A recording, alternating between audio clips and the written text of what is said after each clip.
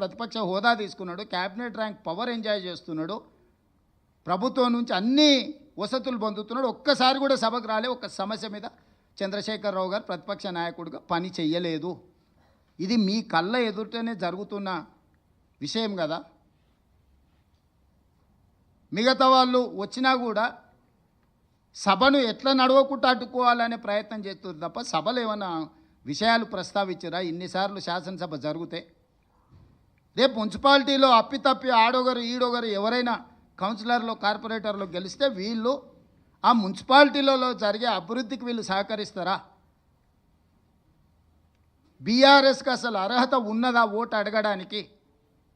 23లో అధికారం పోయి 24 పార్లమెంటులో గుండుసున్న వచ్చి 25లో సర్పంచ్ ఎన్నికలలో చావు తప్పి కన్నులొట్టపోయి ఈ పరిస్థితిలో అహంకారం, విషము, విద్వేషపూరితమైన ప్రసంగాలు, రెచ్చగొట్టే మాటలు స్థాయికి మరిచి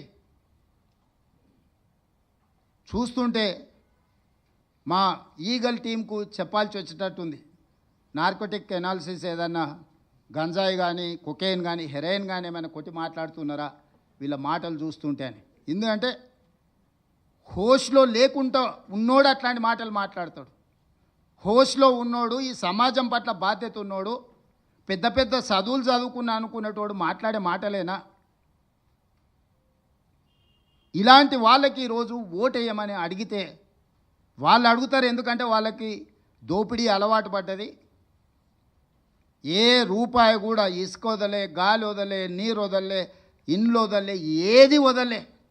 లాస్ట్కు భార్యాభర్తలు మాట్లాడుకునే టెలిఫోన్ సంభాషణలు కూడా వదలలే వాళ్ళ పైశాచిక ఆనందానికి. ఇదొక మానసిక రోగం, జబ్బు. ఇప్పుడు వీళ్ళు వచ్చి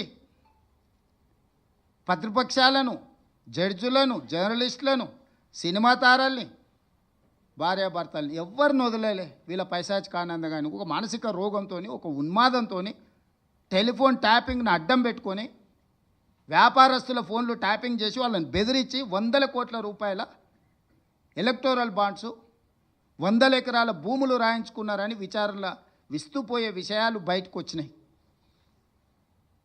అసలు ఈ